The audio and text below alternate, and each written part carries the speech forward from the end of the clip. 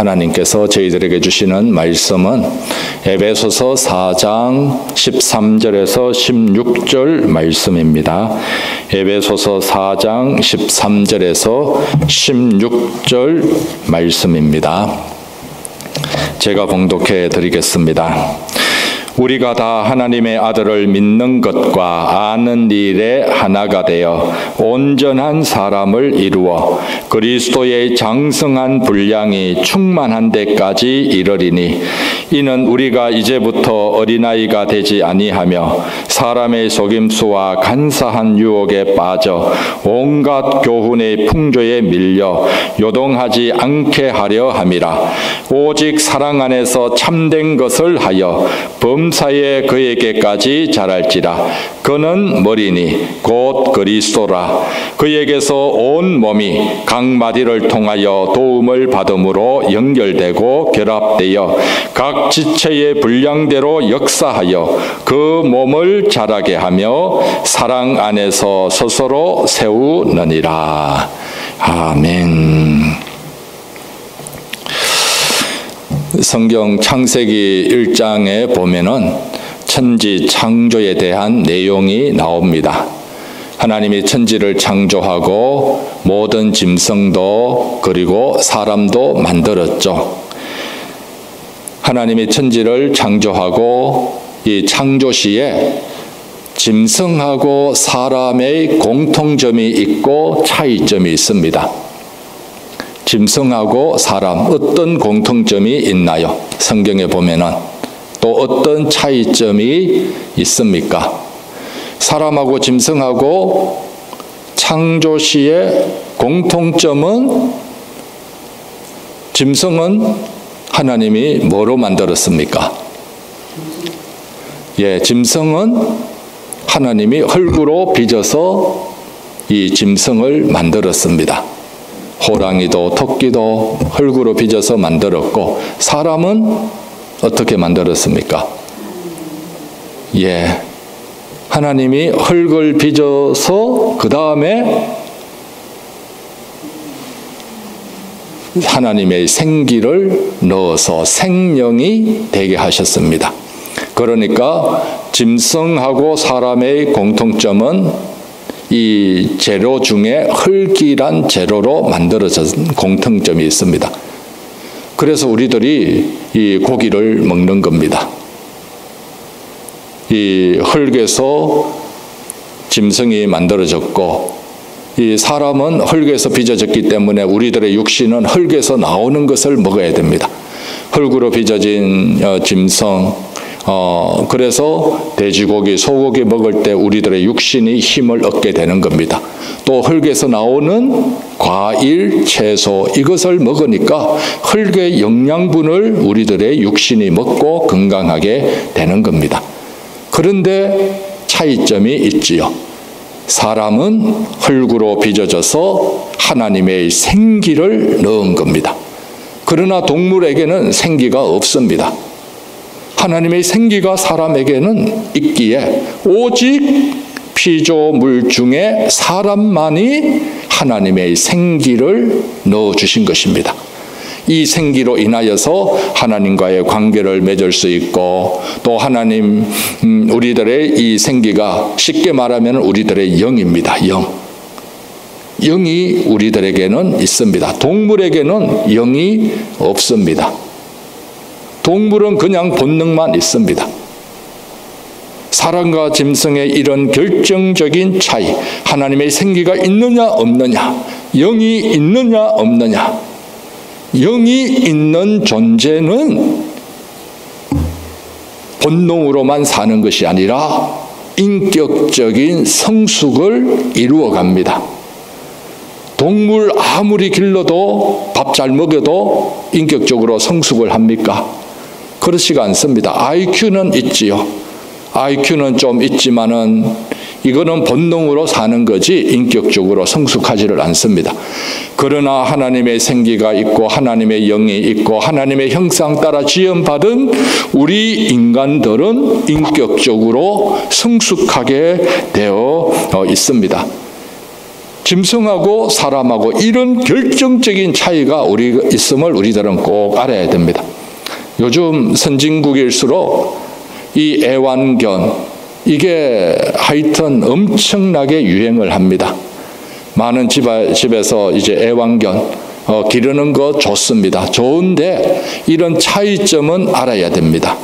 차이점은 알고 동물을 사랑해야 되지만, 그러나 인간의 소중함도 더 알고 인간과의 어떤 차이가 있는지 꼭 알아야 되는 거죠. 짐승은 그래서 태어나면 밥 잘 주면 잘 큽니다. 사람은 태어나서 밥 잘 주면, 밥 잘 먹고 하면 몸은 큽니다. 그러나 중요한 것은 인격적인 성숙이 있어야 됩니다. 인격적인 성숙, 인격적으로 자라는 것, 이거는 밥만으로는 되지가 않습니다. 인격적인 성숙은 훈련의 과정이 필요합니다. 교육의 과정이 있어야 됩니다. 배워야 됩니다. 때로는 시행착오도 해야 됩니다. 때로는 고민도 하고, 그리고 때때로는 이 훈련 과정 중에 어려움도 통과할 때에 인격적으로 성숙하게 됩니다. 그래서 우리 성도들에게는 무엇보다도 중요한 것이 영적인 성숙입니다. 영적인 성숙. 하나님이 우리들에게 생기를 부어주셨고, 예수님을 믿을 때 죄와 허물로 죽었던 우리들의 영이 예수님을 믿는 순간 살아나게 되는 겁니다. 어두움에서 빛으로 빛의 자녀가 됩니다. 지난주에 말씀드렸죠. 빛의 자녀로 다시 우리들의 영혼이 거듭나고 새 생명을 얻기 때문에 이제부터는 영적으로 성숙의 길을 걸어가야 되는 겁니다. 이게 성도들에게는 참으로 귀합니다.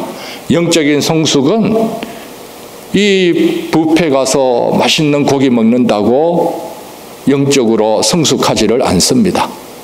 영적인 성숙은 훈련도 필요하고 교육도 있어야 되고, 훈련과 연단의 과정을 통하여서 하나님이 우리를 하나님의 사람으로, 하나님의 형상을 회복해가고 우리들의 속사람을 길러가고 자라게 해 가십니다. 그래서 우리 예수님께서 교회를 볼 때 무엇을 가장 중요하게 여길까요? 사지선다형으로, 첫 번째 교인의 수, 두 번째 건물의 크기, 세 번째 헌금의 액수, 네 번째 여기에 있는 성도들의 인격의 성수. 예수님이 무엇을 가장 중요하게 보실까요? 예수님이 모든 것 다 중요하게 보지요. 교인의 수도 봅니다. 그리고 건물의 크기. 왜냐하면 건물을 지을 때 우리들의 피와 땀, 헌금도 들어가니까 이것도 보시죠. 헌금의 액수, 우리들의 마음이 들어가니까 이것도 봅니다. 그러나 더 예수님이 중요하게 보는 것, 특별한 예수님의 관심은 이 모든 것을 통해서 우리들이 성숙하고 있느냐, 영적으로 자라고 있느냐, 이게 예수님의 특별한 관심입니다. 우리들의 자녀의 관심, 우리들의 손자 손녀도 무엇에 우리 할아버지 할머니 부모님들이 관심을 가집니까? 잘 자라는 것, 건강하고 씩씩하게만 자라다오. 육신적으로도 건강하게 자라야 됩니다. 영적으로도 건강하게 자라야 됩니다. 그리고 사람과의 관계 속에서도 인격적으로 건강하게 자라가야 됩니다. 왜 예수님이 우리들의 영적인 성숙, 이걸 귀하게 보십니까? 영적인 성숙, 우리들의 인격적인 성숙은 우리들이 죽어서도 이것이 천국까지 이어지게 되는 것입니다. 아무리 교인 수가 많고 큰 교회 다니더라도 죽을 때는 이 죽음의 길은 나 혼자 가게 됩니다. 장례식에 아무리 많은 손님이 와서 슬퍼하더라도 천국 가는데 전혀 도움이 되지를 않습니다. 좋은 집에 살아도 천국 가는데 아무 쓸모가 없습니다. 돈도 두고 갑니다.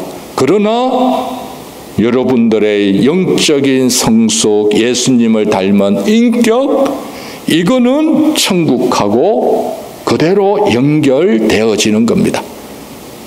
이 땅에서 예수님의 형상을 닮아가는 것, 예수님을 향한 영적인 성숙은 천국으로 이어지기 때문에 예수님이 이걸 귀하게 보시는 것입니다. 그래서 우리들이 가장 잘 사는 길은 무엇입니까? 그리고 좋은 교회는 어떤 교회입니까? 가장 잘 사는 길은 내 안에 영적인 성숙이 일어나는 겁니다. 그리고 가장 좋은 교회는 영적인 성숙을 향한 훈련이 있고 또 배움이 있고 교육이 있고 또 사귐이 있는 교회가 제일 좋은 교회입니다. 영적인 성숙, 예수님이, 하나님이 가장 우리들에게 귀하게 보시는 것입니다. 이런 말이 있습니다. 나이가 들면 어른이 되는 것이 아니라 아이가 된다. 여러분들 어떻습니까? 여러분 어떻게 생각합니까? 집에서 가끔 우리 집에는 아들이 2명 있는데 또 큰 아들도 있다. 남편도 뭐 아들처럼 얘기하기도 하는데 가능한 어떤 의미인지는 알지만은 가능한 그런 얘기는 안 하면은 또 좋을 것 같아요. 남편은 남편입니다. 안 믿는 사람은 나이가 들수록 어른이 되는 것이 아니라 아이가 될 수 있습니다. 그런데 우리 성도들은 나이가 들면 진짜 어른이 되는 겁니다. 이게 예수님 믿는 힘인 겁니다. 이게 예수님 믿는 능력입니다. 나이가 들수록 진짜 어른이 되는 겁니다. 나이가 들수록 어린아이의 일을 벗어버리는 겁니다. 오늘 본문에서도 사도 바울이 말씀하고 있지 않습니까? 14절에 이는 우리가 이제부터 어린아이가 되지 아니하며 신앙생활 오래 할수록 어린아이의 모습은 벗어버리는 겁니다. 벗어버리고 진짜 어른이 되어가는 겁니다. 진짜 어른이 되는 것이 바로 영적으로 성숙해 가는 거죠. 영적인 성숙은 어떤 방향을 향해 자라가는 겁니까? 세상을 닮아가면 영적 성숙이 일어나지를 않습니다. 세상을 닮아가면은 더 사람이 이제 사람다운 인격보다는 이 왜곡된 인격이 자리 잡게 됩니다. 그러나 하나님이 원하는 영적인 성숙의 방향은 어디입니까? 우리 13절 우리 다 같이 한번 읽어보겠습니다. 13절 시작. 우리가 다 하나님의 아들을 믿는 것과 아는 일에 하나가 되어 온전한 사람을 이루어 그리스도의 장성한 분량이 충만한 데까지 이르리니. 영적인 성숙의 방향은 어디입니까? 온전한 사람을 이루어 그리스도의 장성한 분량이 충만한 데까지 이른다. 예수 그리스도의 분량까지 자라가는 겁니다.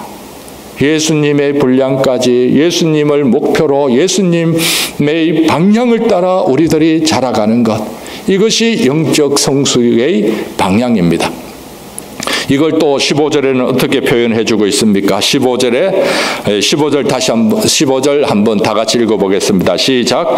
오직 사랑 안에서 참된 것을 하여 범사에 그에게까지 자랄지라. 그는 머리니 곧 그리스도다. 우리의 인격적인 성숙과 영적인 성숙의 방향은 예수 그리스도이십니다. 예수 그리스도. 아멘이시죠?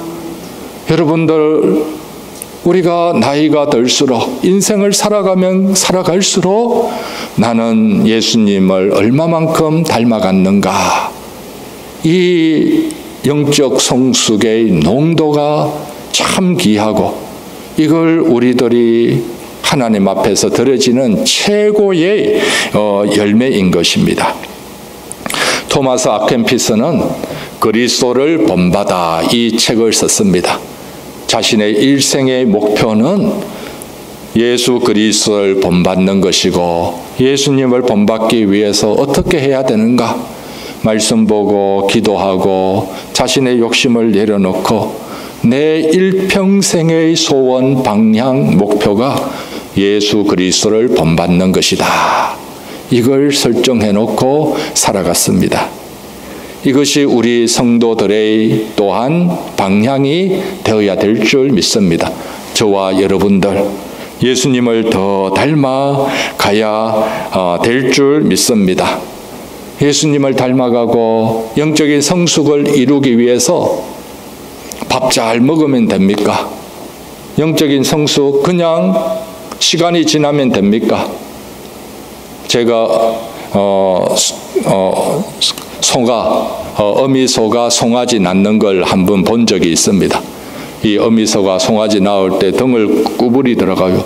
구부리면서 울고 하면서 이렇게 등을 탁 구부리니까 이 뒤에서 뭔가 이제 큰 물컹한 주머니 같은 게 툭 떨어집니다. 거기 이 물컹한 주머니에서 조금 있으니까 송아지가 움직이고 어미소는 그 물컹한 주머니를 또 큰 혀로 핥고, 그러면서 이제 송아지가 삐져나오니까 송아지를 핥아주고, 그러니까 송아지는 좋다고 이 뭐 조금 힘쓰다가 앞다리 힘쓰다가 그 다음에 뒷다리에 근육에 힘 좀 주다가 벌떡 일어납니다. 일어나서 움직이면서 이제 어미소의 젖을 찾아서 먹더라고요. 동물은 본능적으로 걷고 잘 먹으면 잘 자랍니다. 그런데 사람은 육신은 이렇게 자랍니다. 그러나 영적인 성숙은 그냥 저절로 일어나지를 않습니다.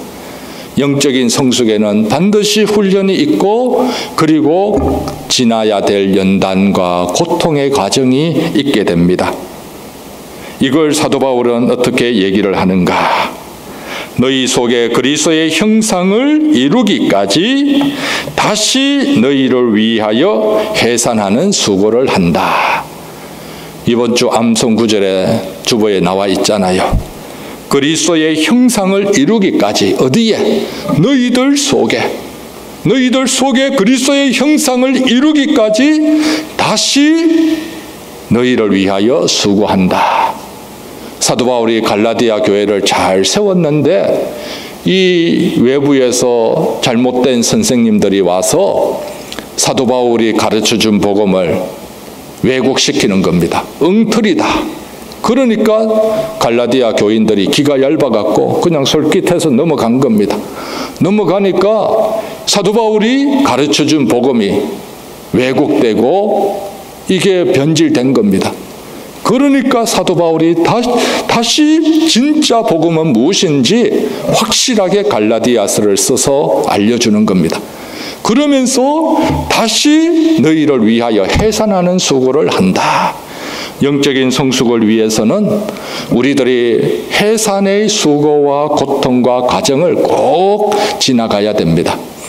우리 권사님들 자녀 놓을 때 해산의 수고 알죠? 얼마나 힘듭니까? 남편 머리 쥐어 뜯고 싶은 그런 심정. 그런데 이 애를 놓을 때에는 다시는 놓는가 봐라, 한 명만 여기서 끝이다 하는데, 아기를 놓고 나서 아기를 안고 키우다 보면 해산의 고통 다 잊어버립니다. 그러면서 둘째는 또 언제 낳아야 될까? 이렇게 생각을 합니다. 이것이 이제 영적인 성숙의 수고와 기쁨입니다. 영적인 성숙을 이루어 가기 위해서는 목회자도 해산하는 수고, 또 성도들도 해산하는 수고를 과정을 겪어야 됩니다. 우리 뱃속에서 산모가 아기를 낳을 때 엄마가 더 힘을 쓸까요? 뱃속에 있는 아기가 더 힘을 쓸까요? 어떻습니까? 엄마가 더 힘을 써요? 이 과학적으로 보니까 우리는 눈에 보이는 분은 엄마가, 산모가 용을 쓰면서 비틀고 하면서 애를 쓰는데, 이 과학적으로 보면은 뱃속에 있는 아기도 정말로 모든 힘을 다해서 애를 쓰면서 나온다라는 겁니다. 그래서 영적으로 성숙하기 위해서는 교회도 애를 쓰고 목회자도 온 교인이 힘을 합하여 애를 쓰고 노력하고 할 때 영적인 성숙을 이루어가게 되는 것입니다. 그러면서 점점 더 교회가 교회 되어가는 것이죠. 지금까지 우리 교회는 공동회에서 공천위원 인준하고 공천을 했습니다. 우리 김태식 집사님 장로로 공천 받았는데 우리 교회에서는 대표의 선수입니다. 우리 교회를 위해서 이제 오늘 공동회 이후에 또 교회를 위해서 섬기고 하는데 우리 교회와 공천받고 또 우리 모두의 동일한 방향은 영적인 성숙과 예수님의 형상을 닮아가는 겁니다. 어느 장로님이 이런 고백을 하시더라고요. 장로가 되어서 좋은 점은 누가 나보고 장로님, 장로님 이렇게 불러주는 것 이거 좋지만 이거 들으면 때때로 부담이 되기도 한다. 그런데 장로님이 되어서 좋은 것은 주님의 일에 선하게 쓰임받아서 감사하다. 그리고 또 복음 전파에 함께 협력해서 감사하다. 교회에서 직분을 받는 이유는 호칭이 중요해서가 아니라 주님의 일을 잘 감당하도록 직분을 주는 것입니다. 그러면서 이 장로님이 더 고백하는 것은 장로님의 일을 잘 감당하면서 자기가 영적으로 자라게 되었다라는 겁니다. 안수 집사님 때에 또는 서리 집사님 때에 보지 못하였던 것을 볼 수 있게 되고 더 넓게 더 크게 보게 되었다는 겁니다. 그러면서 장로님의 직분 감당하기 위해서는 기도하지 않고는 감당할 수가 없잖아요. 장로님 일 잘 감당하기 위해서 더 기도하고 더 말씀 보고 교회를 생각하면서 교회를 위해서도 기도하고 또 자기 일을 되돌아보면서도 기도하고 그렇게 하다 보니까 어느덧 나도 모르게 나의 영적인 성숙이 자라고 내 안에 예수님의 모습이 그래도 조금씩 보여지더라 이겁니다. 그래서 장로님을 하게 된 최고의 보람과 기쁨은 내 안에 예수님을 닮아가는 이 모습이 보여질 때 이때 하나님 감사합니다. 물론 장로님 교회 일을 하려면 얼마나 힘듭니까? 고민도 해야 되고 때때로는 중요한 선택을 할 때 하나님 앞에 엎드려서 하나님 무엇이 하나님이 기뻐하는 뜻입니까? 이걸 물어야 되고 또 때때로 교인들이 원망도 하고 하면은 또 달래기도 하고 이해도 하고 그리고 도적거려야 되고 품고 이런 일들을 하는데 어려움도 많지요.